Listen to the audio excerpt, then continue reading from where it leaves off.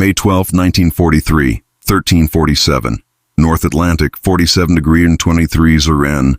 1941 W. Captain Heinrich Vogel stood in the conning tower of U-537, scanning the horizon through salt-crusted binoculars.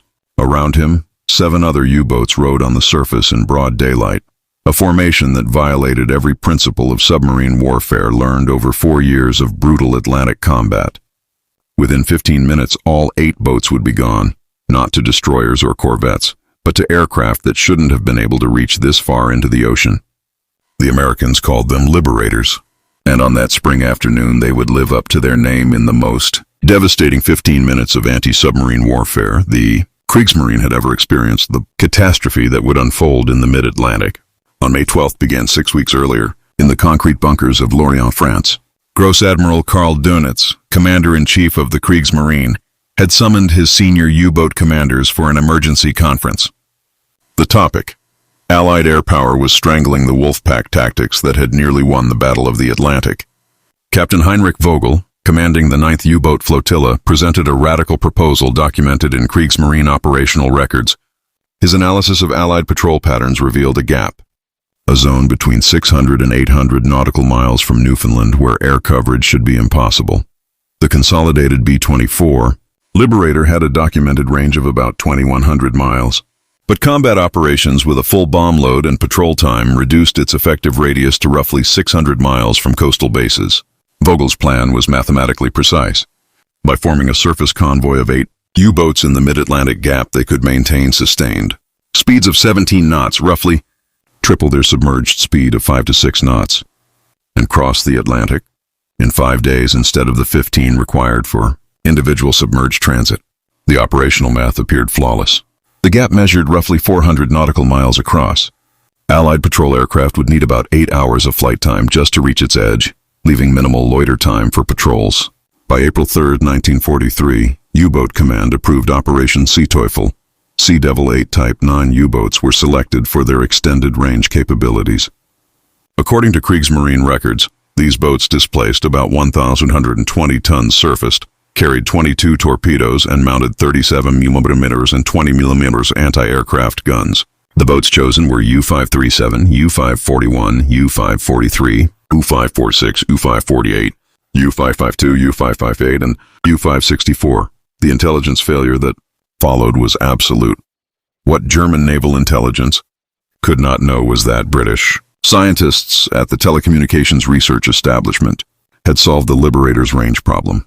Technical modifications recorded in RAF Coastal Command files, removing armor plating, installing auxiliary fuel tanks in the bomb bay, and optimizing cruise altitude, extended the B-24's operational radius to roughly 850 nautical miles. The Americans had been operating these very long-range Liberators from Newfoundland since March 1943, closing the mid-Atlantic gap that Vogel's calculations depended upon. Signals from Bletchley Park had been tracking German preparations for Operation Seeteufel since April 15th. RAF Coastal Command and U.S. Navy anti-submarine forces knew the U-boats were coming. On May 11th at 22, the 8 U-boats rendezvoused some 150 miles southwest of Iceland. Vogel's operational order, later recovered from wreckage, specified formation sailing in 2 columns of 4 boats, 500-meter spacing, zigzagging every 20 minutes, with continuous air watch on all vessels. The formation submerged during dawn twilight, surfaced at 08:01, and began their dash across what they believed to be the safe zone. They were already being watched. Lieutenant Commander James Harrington of the U.S. Navy's VP-84 Squadron had been airborne from Argentia, Newfoundland since 05:30 on May 12th. His B-24 Liberator, nicknamed Atlantic Reaper, carried modifications that represented the cutting edge of anti-submarine warfare. Its normal crew of 10 had been reduced to 8 to save weight. Every available space carried fuel tanks. The standard bomb load had been replaced with 8 depth charges and 8 500-pound general-purpose bombs fitted with hydrostatic fuses. The Liberator's ASV Mark III radar, operating on 10-centimeter wavelengths, could detect surfaced submarines at extended ranges in optimal conditions. The equipment, developed by British scientists and manufactured in America, had been operational for only 6 weeks. German naval intelligence had no knowledge of its existence. The U-boats running on the surface below had no idea they were radiating a radar signature as clear as a lighthouse beam. At 13:32, the radar operator, Petty Officer 2nd Class Robert Kellerman, detected multiple contacts bearing Euro 47 de Grapper, range 18 miles. The radar return showed 8 distinct targets in formation. Harrington's after-action report, preserved in the National Archives, describes his immediate assessment. 8 surface contacts in military formation, spacing and movement consistent with a U-boat Wolfpack. He proceeded to attack altitude. The tactical situation favored the attackers completely. The Liberator approached from the southeast with the sun at its back, making visual detection difficult. The U-boats, focused on watching the northern and western horizons where they expected threats to originate, maintained their eastward course at 17 knots. The formation's anti-aircraft capability, while theoretically formidable, with dozens of gun barrels across 8 boats, depended entirely on early warning to man battle stations. Harrington descended to 200 feet, approaching at 210 knots. His co-pilot, Lieutenant Junior Grade Thomas Brennan, armed every available weapon. The bombardier, Ensign David Walsh, crouched in the nose with the Norden bomb sight aligned. The nose gunner manned twin 50 caliber machine guns. The tactical plan was brutal in its simplicity. A straight strafing run down the length of the formation, releasing weapons sequentially at 3-second intervals. At 13:45, lookouts on U-552, the rear boat in the western column, spotted the Liberator. Kapitänleutnant Klaus Förster, commanding U-552, transmitted the warning, aircraft bearing 135 degrees, altitude low, closing fast.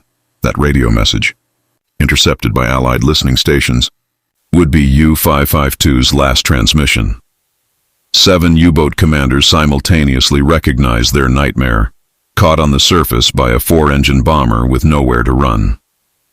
Emergency dive procedures required 30 to 35 seconds from alarm to submergence. The Liberator was 40 seconds away. Anti-aircraft crews scrambled to their weapons, but coordination was impossible.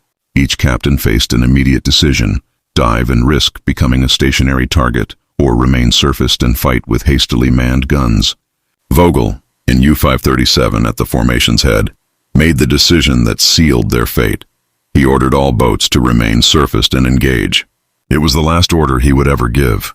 Before we jump back in, tell us where you're tuning in from. And if this story touches you, make sure you're subscribed, because tomorrow I've saved something extra special for you. 13:47-12, the Liberator's nose guns opened fire at 800 yards. Tracer rounds, 1 in every 5 bullets, phosphorus tipped for visibility, streaked toward the lead U-boat in brilliant lines that seemed almost leisurely in their flight. The 50 caliber rounds, each weighing over 1.7 ounces and traveling at about 2,900 ft per second, reached U-537's conning tower in roughly 1.2 seconds. The effect was instantaneous and catastrophic. Captain Heinrich Vogel, still standing in the conning tower with binoculars raised, was struck by 3 rounds simultaneously. The armor-piercing incendiary bullets tore through the thin steel plating of the conning tower as if it were paper. 4 other crew members on the bridge died within the first 2 seconds of the attack. The lookout attempting to reach the 37mm gun never made it. His body fell backward into the open hatch, blocking the emergency dive procedure. The Liberator's bombardier released the first depth charge at 13:47-18. The 650 lb Mark 44 depth charge, set for a shallow detonation at 25 ft, fell away from the bomb bay and struck the water about 40 ft ahead of U-537's bow. The hydrostatic fuse triggered at precisely 25 ft 300 pounds of Torpex, roughly 50% more powerful than TNT, detonated in a massive underwater blast that created a pressure wave traveling at about 5,000 FTS through seawater. U-537's bow lifted completely out of the water from the force of the detonation. The pressure hull, designed to withstand gradual compression at depth, could not survive the instantaneous shock wave from a close proximity explosion. Rivets sheared along the forward compartment seams, and seawater flooded the torpedo room at tremendous pressure. The boat's forward momentum drove the damaged bow downward. Within 8 seconds of the depth charge detonation, U-537's bow pointed at a 45-degree angle toward the ocean floor, some 2,400 ft below. The Liberator continued its strafing run at 200 ft altitude and about 210 knots. 3 seconds after the first depth charge, the second weapon fell toward U-541. The commander of U-541 had managed to get his boat into a crash dive. The conning tower hatch was sealed and the diving plane set to maximum down. The boat had reached roughly 15 ft of depth when the depth charge exploded 30 ft from the stern. The blast struck at the worst possible moment in the dive sequence. The stern remained near the surface while the bow had descended to about 25 ft, presenting maximum surface area to the pressure wave. The blast crushed the after torpedo room and ruptured fuel tanks. Diesel mixing with seawater created a massive slick on the surface. The stern rose almost vertically as flooding in forward compartments dragged the bow downward. 47 men died in the lightless interior as their boat became their tomb. U-543 attempted to fight back. The 37mm gun crew reached their weapon and opened fire. The anti-aircraft gun, capable of firing 80 rounds per minute, sent shells toward the Liberator in desperation. 3 rounds struck the bomber's port wing, punching holes through aluminum skin but missing critical systems. Return fire from the Liberator's waist guns killed 4 of the 5-man gun crew instantly. The third depth charge fell at 1347.24 and detonated directly beneath U-543's pressure hull at its most vulnerable point. The explosion lifted the entire 1,120-ton submarine clear of the water. Men below decks were thrown against bulkheads with bone-crushing force. The pressure hull cracked along its length with a sound like a cannon shot. U-543 broke in half. Both sections sank in less than 20 seconds, taking all 52 crew members down with air still in their lungs and terror in their hearts. 12 seconds had elapsed since the attack began. 5 U-boats remained, and the Liberator still had 13 weapons aboard. Preparing and narrating this story took us a lot of time, so if you are enjoying it, subscribe to our channel. It means a lot to us. Now, back to the story. The tactical timeline reconstructed from Liberator crew debriefs and recovered German log fragments reveals the mechanical precision of the destruction. At 13:47:30, 18 seconds into the attack, U-546 attempted what would prove to be the formation's only successful emergency dive. Captain Lieutenant Powell Dietrich had recognized the hopelessness of surface combat. The instant U-537's conning tower exploded under machine gun fire. His crew executed the crash dive flawlessly. The conning tower hatch slammed shut, vents opened, main ballast tanks flooded, and the bow planes angled to maximum down. The submarine reached 30 ft of depth when the fourth depth charge detonated about 50 ft from the hull. At that depth, the pressure hull could withstand the shock wave. The boat shuddered violently. Light bulbs shattered throughout the interior, and crew were thrown against equipment, but the hull held. Dietrich ordered the boat to 200 ft and emergency speed. U-546 escaped, damaged but operational. Of the 8 U-boats in Operation Seeteufel, it would be the only survivor. 48 men owed their lives to Dietrich's instant decision to dive rather than fight. But survival meant leaving 7 sister boats to their fate, a choice that would haunt every survivor for the rest of their lives. The Liberator's bomb run continued with devastating efficiency. U-548 caught fire after the 5th depth charge detonation ruptured diesel fuel lines at 13:47:36. Burning fuel spread across the water faster than men could swim. 23 crew members abandoned ship. 18 died in the flames. 5 survivors pulled from the water 3 hours later by a Canadian corvette bore burn injuries so severe that 2 died during evacuation to Newfoundland.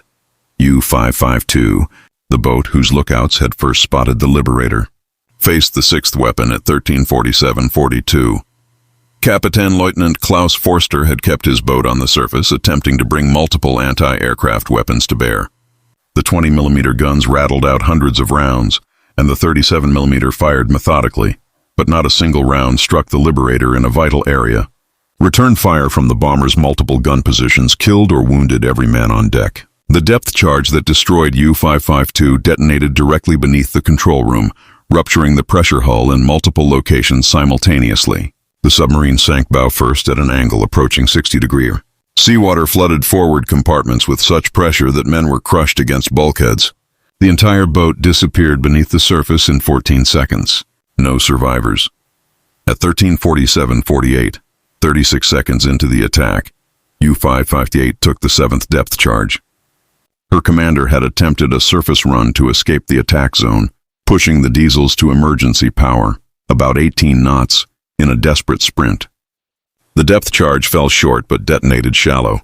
The pressure wave struck the stern at an oblique angle, jamming the rudder hard to starboard and destroying the port propeller shaft. U-558 began a death spiral, turning in tight circles at high speed with no ability to steer or dive. The crew abandoned the stern compartments as water flooded through the damaged shaft seal. Recognizing his boat was doomed, the commander ordered abandon ship. 36 men jumped into the Atlantic. The submarine continued its circular course for another 2 minutes before flooding pulled it under. 29 of the 36 survivors were later recovered by Allied ships. The remaining 7 died from hypothermia in 44 degrees of water before rescue arrived. 1 minute had elapsed since the Liberator opened fire. 7 U-boats were destroyed or crippled. 1 remained, U-564, commanded by Oberleutnant zur See Reinhard Zuren, the formation's youngest commander at 26 years old. He had 9 weapons remaining to face and perhaps 20 seconds to live. Oberleutnant Zuren had one advantage his 7 sister boats had not possessed: time to observe and learn.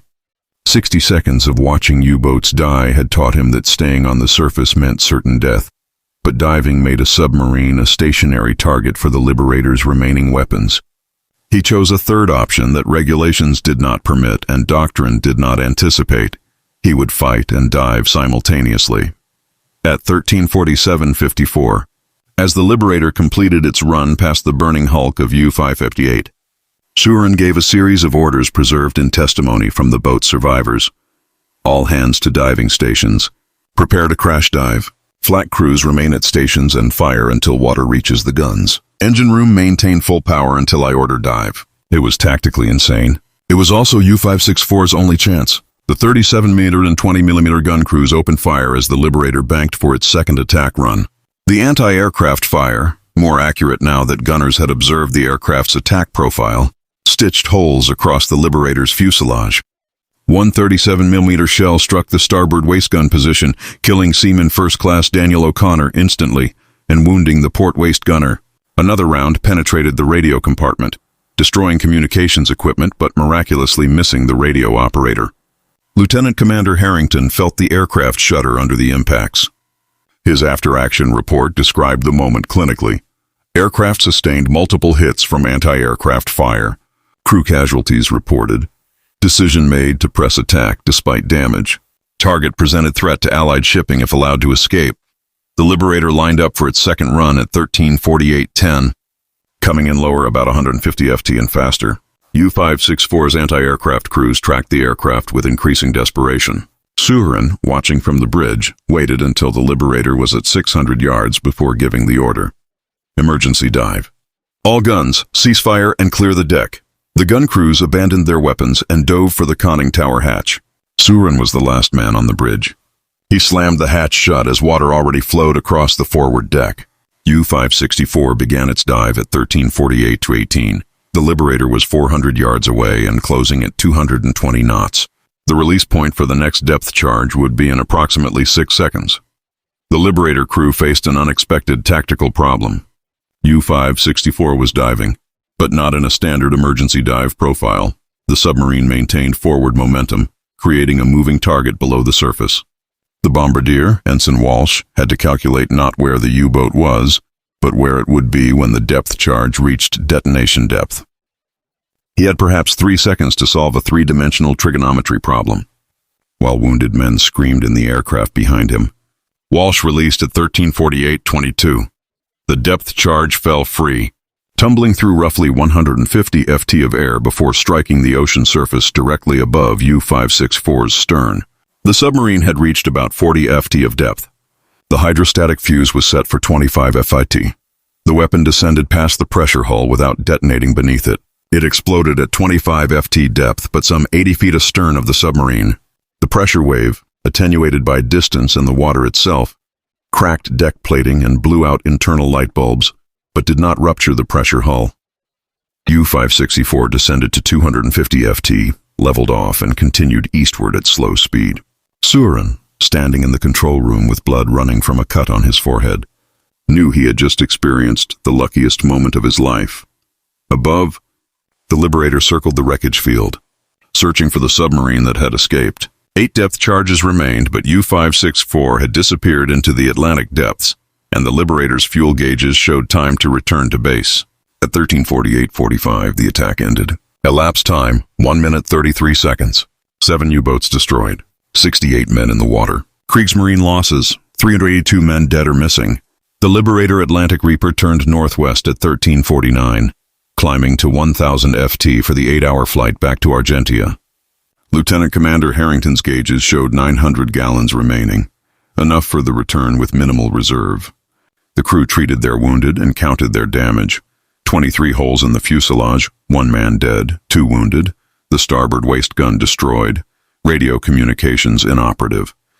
For that price, they had destroyed 7 U-boats and scattered 68 German submariners into the North Atlantic. Below, the survivors of Operation Seeteufel struggled in 44 degrees water. Kapitän Lieutenant Friedrich Alrech, blown overboard from U-548, clung to a wooden ammunition crate with 3 other men. His watch, still functioning despite immersion, showed 13:55. The attack that had destroyed his world had lasted less than 2 minutes. He watched the Liberator disappear into the northwest sky. New rescue would not come from that direction. The Canadian corvette HMCS Drumheller, operating as part of Escort Group C2, received the coded transmission from Argentia at 14:42. The message, forwarded through naval intelligence channels, provided precise coordinates and described multiple U-boat sinkings with survivors in the water. Commander Anthony Griffin, commanding Drumheller, immediately altered course to maximum speed, 16 knots, toward the position, 180 miles northeast of his patrol station. The corvette arrived at the coordinates at 18:20, 4.5 hours after the attack. Sunlight slanted low across the Atlantic, illuminating an apocalyptic scene. Oil slicks stretched across square miles. Debris fields marked where submarines had gone down. Wooden planking, life vests, personal effects, and bodies, some moving, most not, floated in the wreckage. Griffin's after-action report described what his crew found with clinical precision and underlying horror. The water temperature of 44 degrees gave unprotected swimmers roughly 90 minutes before hypothermia induced unconsciousness. 4.5 hours had elapsed. Of the 68 men who had entered the water, Drumheller's crew recovered 42 survivors, 31 pulled aboard alive, and 11 dead from hypothermia, still wearing life vests that had kept their bodies afloat after death. 26 bodies were never recovered, lost to the Atlantic depths that had claimed their submarines. The survivors, suffering from hypothermia, shock, and, in several cases, severe burns, were brought to Drumheller's sick bay and cramped crew quarters. Canadian sailors who hours earlier would have gladly killed these men now worked desperately to save them. Hot coffee, blankets, warm clothing, and medical attention. The transformation from enemy to human requiring aid occurred with remarkable speed. Griffin noted that German and Canadian sailors, unable to communicate through language, nevertheless understood each other perfectly through the universal recognition of suffering. Kapitän Lieutenant Friedrich Alrech, the senior surviving officer present, formally surrendered to Commander Griffin at 19:45. The traditional ceremony of sword surrender could not occur. Alrech had lost everything but his life vest in the water. Instead, he gave his name, rank, and serial number, acknowledged his status as a prisoner of war, and requested that the names of the dead be recorded. Griffin granted the request. The list, written in Alrech's shaking hand on Drumheller's official stationery, preserved the names of 382 Kriegsmarine submariners who died on May 12, 1943. The corvette turned southwest toward Halifax. Arriving May 15th at Oitnir, the survivors were transferred to prisoner-of-war facilities. The dead, sewn into canvas shrouds and weighted with iron bars, were committed to the Atlantic depths with full military honors during the return voyage. Griffin insisted on this dignity despite protests from some crew who questioned giving honor to enemy dead. They were submariners. They died at sea. The sea is their proper grave. Intelligence analysis began before Drumheller docked in Halifax. Naval intelligence officers boarded the corvette and began interrogating survivors while medical personnel still worked to stabilize the severely hypothermic. The prisoners, exhausted and traumatized, provided information that fundamentally altered Allied understanding of German submarine operations. The existence of Operation Seeteufel, the deliberate formation sailing of 8 U-boats across what Germany believed was the mid-Atlantic air gap, revealed critical flaws in Kriegsmarine intelligence assessment. Interrogation reports declassified in 1973 showed that German Naval Command had no knowledge of very long-range Liberator modifications, did not know about ASV Mark III radar, and had not anticipated coordinated air patrols. Guided by signals intelligence, the 15-minute destruction of 7 U-boats resulted not from tactical errors by individual commanders, but from systemic intelligence failure at the highest levels of German Naval Command. Gross Admiral Karl Dönitz received the report of Operation Seeteufel's destruction on May 14, 1943, at BDU headquarters in Berlin. The loss of 7 U-boats in a single action represented the worst single-day submarine loss of the war to that point. The psychological impact exceeded the material loss. If mid-Atlantic formation sailing was impossible, if Allied aircraft could reach positions previously considered safe, if radar could detect surface submarines beyond visual range, then the entire strategic foundation of Wolfpack tactics had collapsed. BDU operational orders issued May 16, 1943, marked a fundamental shift in U-boat doctrine. All formation sailing in daylight hours was prohibited. Submarines were ordered to transit individually, fully submerged during daylight, surfacing only for battery charging in darkness. The aggressive Wolfpack tactics that had nearly severed Britain's Atlantic lifeline were abandoned in favor of defensive evasion. The Battle of the Atlantic had reached its turning point, and 15 minutes over the mid-Atlantic had accelerated Germany's defeat at sea. The sole surviving U-boat from Operation Seeteufel, U-546, continued operations until April 24, 1945, when it was sunk by the destroyer escort USS Flusser in the final weeks of the European War. Its commander, Captain Lieutenant Paul Dietrich, died with his boat. Of the men who survived May 12, 1943, only 16 lived to surrender. They carried survivors' guilt for having escaped while 382 comrades died, a burden documented in post-war psychiatric studies of U-boat veterans. Lieutenant Commander James Harrington received the Navy Cross for the action on May 12, 1943. His citation noted that his aggressive attack, despite heavy anti-aircraft fire and great risk to his aircraft and crew, resulted in the destruction of 7 enemy submarines and the removal of a major threat to Allied shipping. He flew 37 more combat missions before rotating stateside in November 1943, survived the war, and died in 1987 at age 72, never speaking publicly about the 15 minutes that killed 382 men. The 31 German survivors spent the remainder of the war in Canadian and American POW camps. Under Geneva Convention protocols, they could not be required to perform military labor, but many volunteered for agricultural work on Canadian farms facing labor shortages. Post-war testimony from these survivors revealed that witnessing Canadian treatment of prisoners, humane and respectful within international law, fundamentally altered their understanding of the enemies they had fought. Captain Lieutenant Friedrich Alrich, senior survivor of U-548, returned to Germany in 1947 and became a merchant marine officer. In 1963, he attended the christening of HMCS Margar, successor to HMCS Drumheller, as an honored guest. His speech, preserved in Canadian Naval Archives, acknowledged that Commander Griffin and his crew showed us the honor that warriors can extend to defeated enemies, saving our lives and treating us with dignity when we had no right to expect anything but the depths that claimed our comrades. The 15 minutes over the North Atlantic on May 12, 1943, demonstrated what industrial capacity, technological innovation, and tactical courage could achieve against an enemy that had dominated submarine warfare for 4 years. The Liberator that could reach that far into the Atlantic. The radar German intelligence did not know existed. The depth charges that arrived with precision despite anti-aircraft fire. The combination proved unstoppable. Today the coordinates 47°23 GN, 19°41W mark no memorial. The Atlantic reveals nothing of what occurred there. 7 U-boats rest on the ocean floor, 2,400 feet down in darkness and cold. The 351 men who died with their boats remain at their posts, eternal submariners in steel tombs. The mathematics of war reduced them to statistics. 7 boats destroyed, 382 casualties, 15 minutes of combat, but each number represented a man who kissed his family goodbye, boarded a submarine believing his defensive calculations were correct, and learned too late that technology had rendered courage irrelevant. The survivors, German and Allied alike, carried different memories of that afternoon.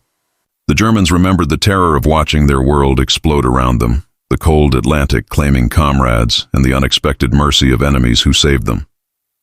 The Liberator crew remembered the mechanical execution of their mission, the anti-aircraft fire tearing through their aircraft, and the knowledge that each depth charge they released killed men who had no chance to escape. War transforms humans into components of industrial systems where individual courage matters less than technological superiority. The 15 minutes over the North Atlantic proved this truth with brutal clarity. The brave men who died in U-boats that afternoon lost not because they lacked courage or skill, but because they fought with tools inferior to their enemies. Their sacrifice bought Germany nothing but delay. Their deaths demonstrated that in industrial warfare, victory belongs not to the bravest, but to those with better machines, better intelligence, and better logistics to support them. The last surviving participant rescued by Drumheller, a German machinist's mate, died in 2003 at age 81. With him died the final first-hand memory of the 15 minutes that changed submarine warfare forever. What remains are documents, photographs, and the ocean that keeps its secrets. The Atlantic holds 7 submarines and 351 dead submariners. Witnesses to the moment when technology overwhelmed courage and industrial capacity crushed tactical innovation. Up next, you've got 2 more standout stories right on your screen. If this one hit the mark, you won't want to pass these up. Just click and check them out. And don't forget to subscribe and turn on the notification bell so you don't miss any upload from us.